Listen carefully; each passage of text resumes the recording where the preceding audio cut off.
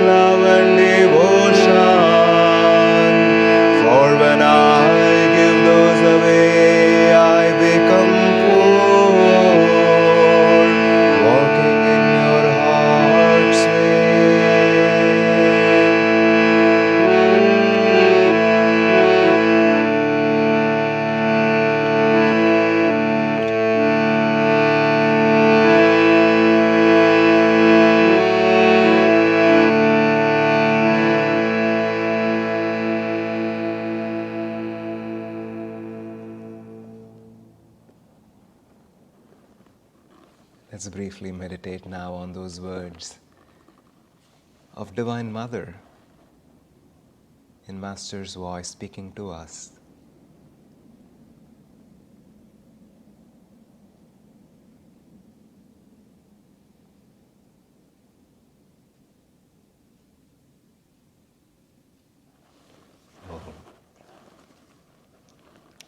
That is such a beautiful song.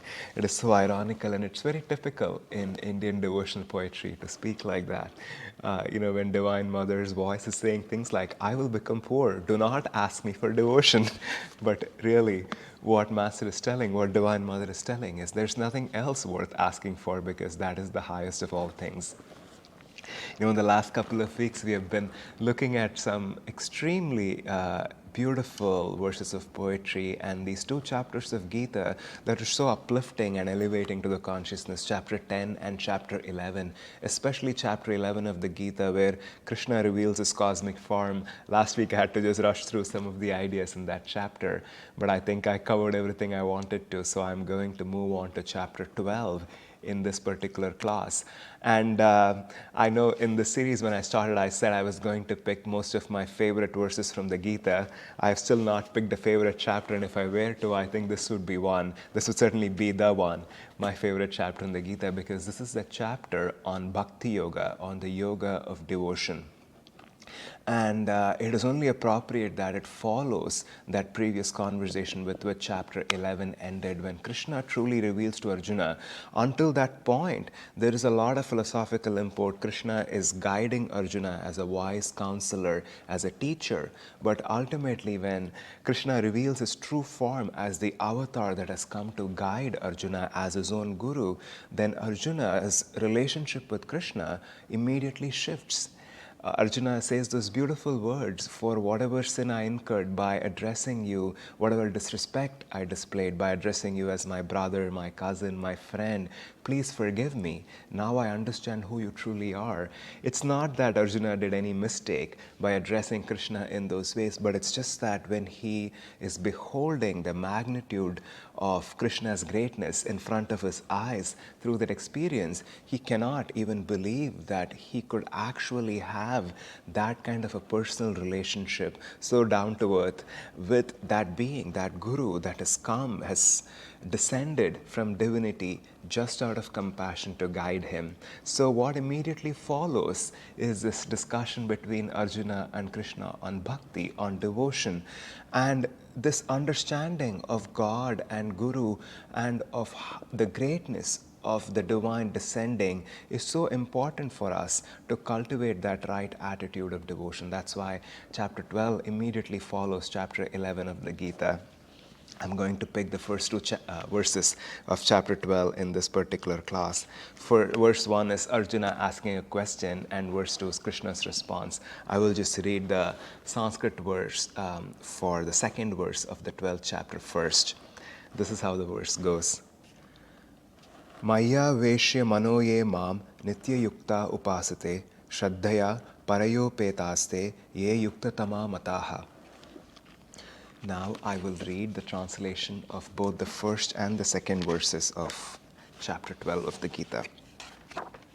Verse 1, Arjuna says, between those who worship you with steadfast devotion and those who concentrate on the Absolute, who is better versed in the yoga science? And this is the second verse of chapter 12. The Blessed Lord said, those who with minds fixed on me are ever united to me in pure devotion, or in my eyes the best versed in yoga. Now, I'll start by saying it is in fact interesting even to notice how the question is phrased and how Krishna answers it. The question is not a comparison between devotion and yoga. I have to say that, although it's sort of rather self-evident in this verse, because a lot of commentary and understanding of this particular idea in Gita contrasts the idea of practice and yoga itself along with this practice of devotional surrender. And that is not really the right contrast here. What Krishna is saying is devotion is the best and the most effective way to practice yoga. Devotion also is yoga. Devotion is a way of seeking that union.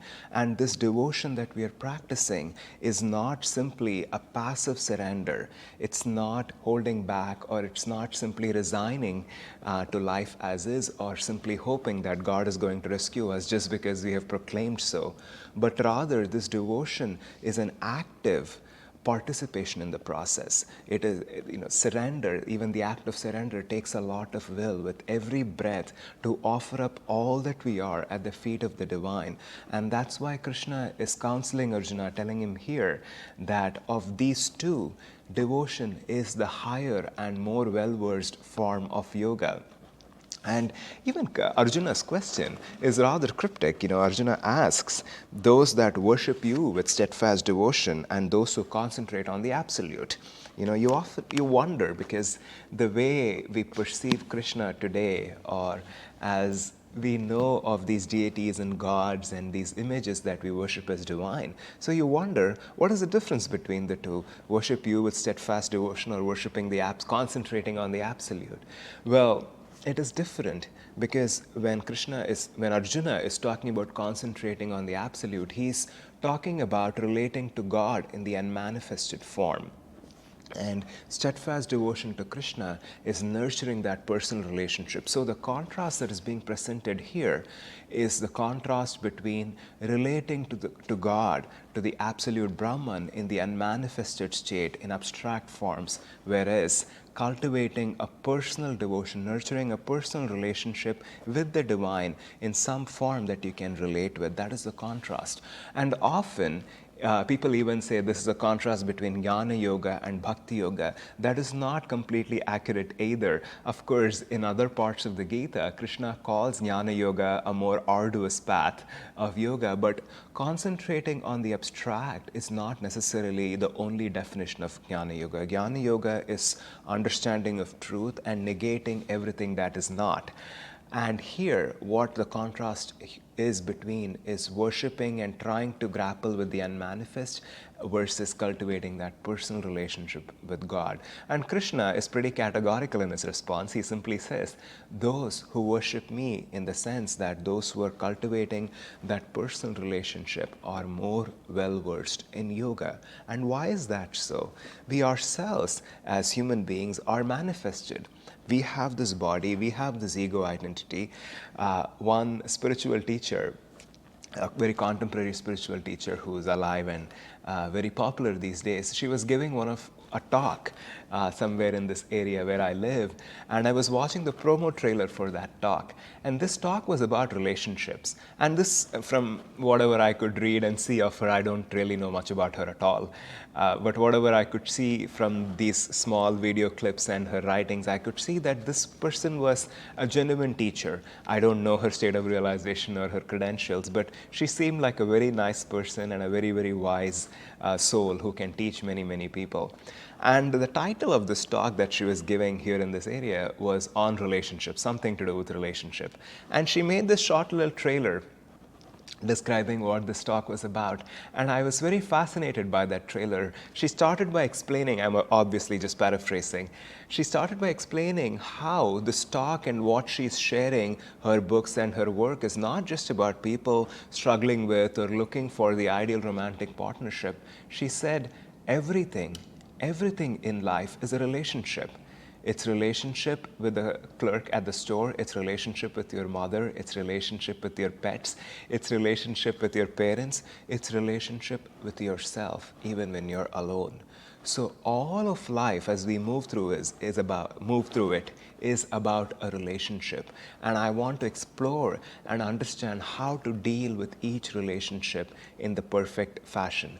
So I was impressed by that idea, and also it was just an interesting take on how to look at it. And what Krishna is presenting here and cultivating this personal relationship is closely tied, because as manifested being, as we navigate life, everything is a relationship, including the relationship with ourselves, our relationship even with inanimate things, our relationship with obviously all the humans that are close to us in our lives, our relationship with people that we don't know of, we don't even see.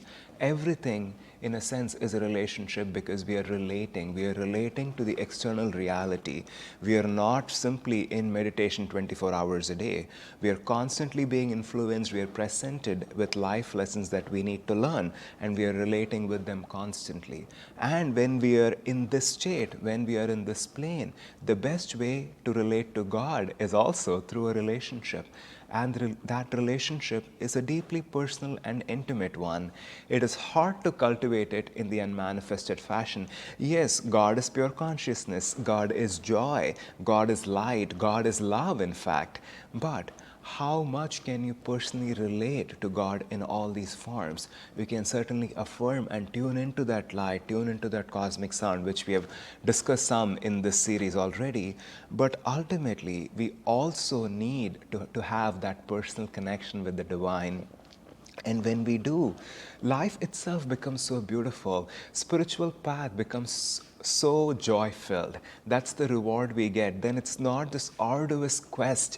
It's not this constant self disciplining, trying to wake up every morning, trying to meditate, not do this, and all of these rules that we are trying to live by, but rather a natural expression of that love that we already feel in our hearts. I remember many years ago now, I was traveling in this holy town in India called Vrindavan. I'm sure many of you have heard about this place from the chapter in the autobiography of a yogi that is titled Two Penniless Boys in Vrindavan. If you have not read it, certainly you can at least read this chapter from the book. It's a beautiful expression of faith in divine and how God protects his devotees.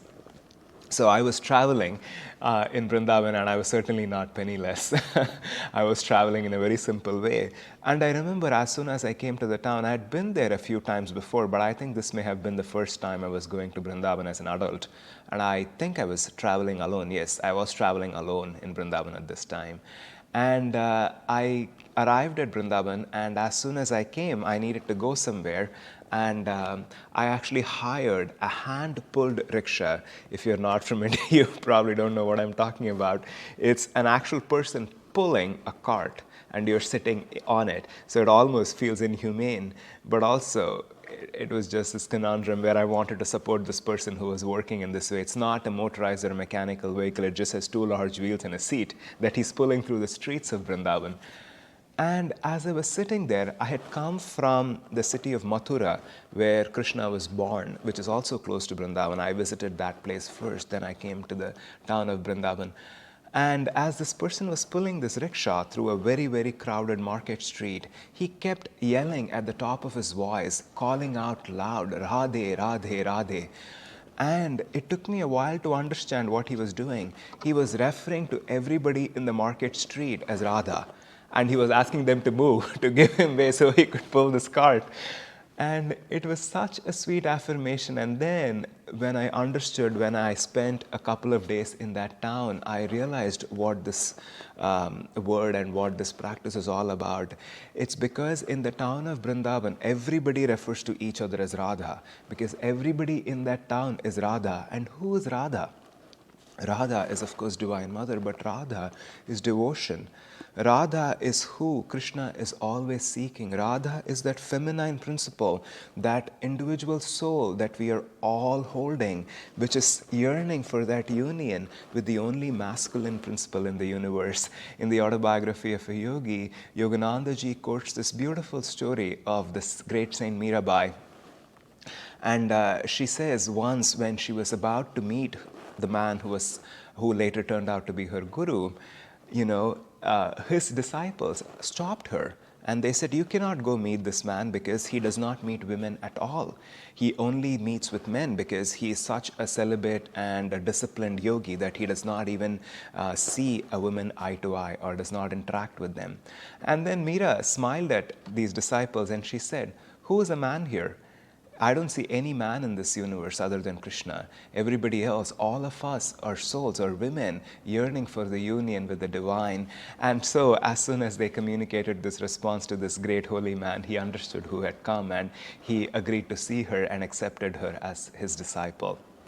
Now I share these stories because this idea of us being receptacles and being able to tune into the divine with that pure love of the heart is so fundamental to the spiritual path. Now, you do not have to imagine yourself as a maiden looking for your love. You could imagine God as Divine Mother. You could imagine God in so many different forms, as a friend, as Yogananda ji taught us. Even as a child, that's what we do during the time of Christmas, when Christ becomes a child who we adore and who we place in the creche and admire all through the night. So you can relate and develop and cultivate this love and devotion to the divine in so many forms.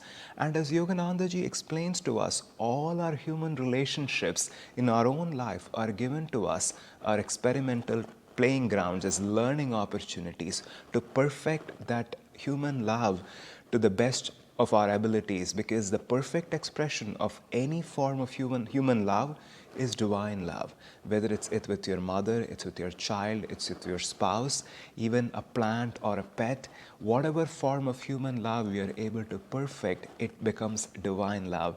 And we are almost in a school here in this world trying to practice and learn that with all the relationships that we have. I forgot to mention, I'm speaking to you on February 16th.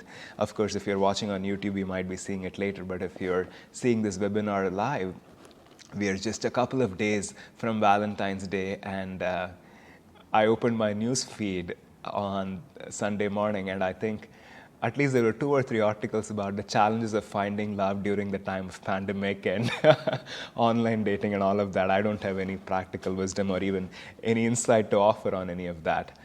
But it was so telling and so poignant for me to even think about the fact that, yes, especially for those that are socially isolated, how difficult such a time can be when you're constantly looking and searching for those ways to express your own perfect love.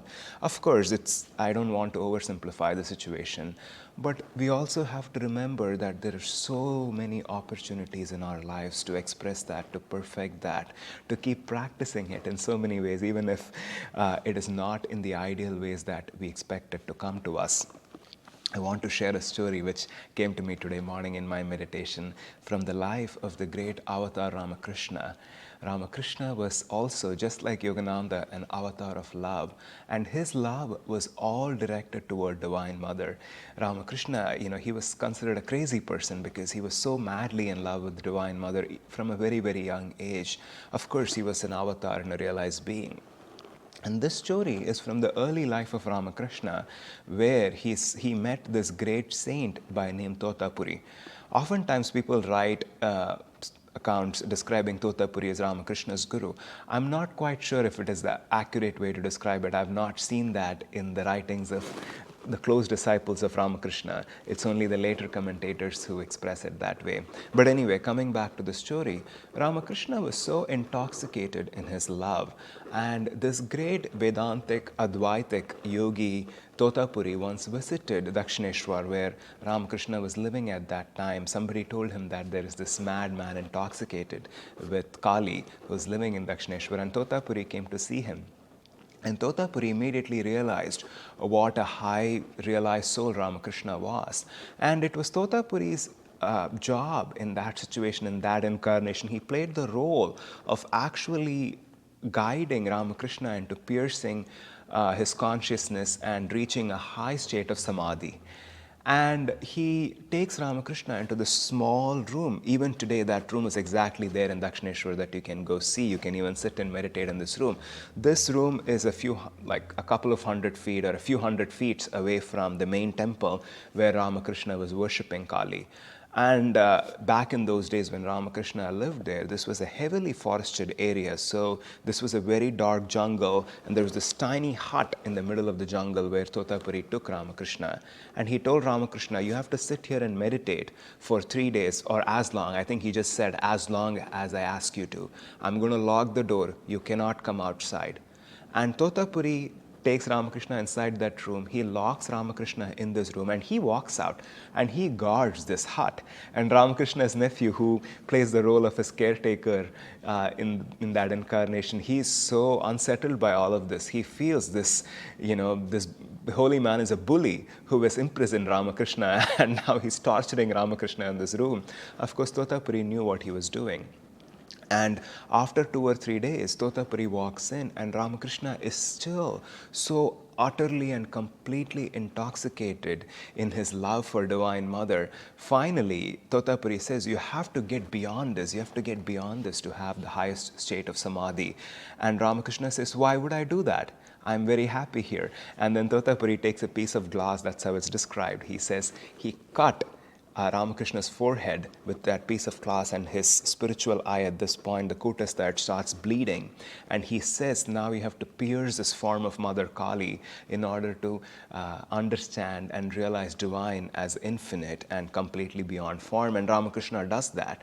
And then he returns back, and Ramakrishna is still childlike, and he's able to pass that stage also, but he does not let go of that form even when he comes back, because he, as Krishna is describing in this verse, completely knew that worshipping God in that form was not a lower form of worship. Yes, ultimately God has to be realized in his formlessness, but that form of Kali was also the absolute for him.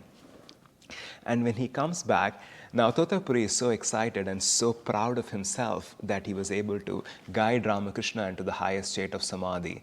And then Totapuri tells Ramakrishna, you see, you don't have to worship Kali anymore. You don't have to perform all these rituals, keep constantly talking to Divine Mother in this form. You have in fact attained a very high state of samadhi. Now you can in fact relate to Divine in this formless, unmanifested state. And then Ramakrishna just laughs and says, no, why would I do that? Kali is dear to me. Kali is who I speak with all the time. She is my mother after all. How can I live without her? And then Totapuri says, I don't think I can help you. You're just so foolish. And then he walks out. And at this point, although Totapuri himself is also a highly realized soul, he's disrespectful of that personal devotion that is displayed by Ramakrishna. And Totapuri walks out, and he is overcome with this intense pain in his stomach. He's overcome with some disease, I don't know what. I mean, I don't think he went to a doctor to diagnose, but he just has this pain that is so unbearable that he's not able to take on with his body. And then the pain becomes so overwhelming after a day or two, and Totapuri decides, I just cannot take this anymore. I have realized the divine and I have attained the state of samadhi. I just have to leave this body. I have to get out of this body because this body has now started torturing me. My soul is not able to take on what this body is going through. Of course, it is only because the soul is also still in that state also in Totapuri attached to that body. Otherwise, the soul is completely untouched by that pain.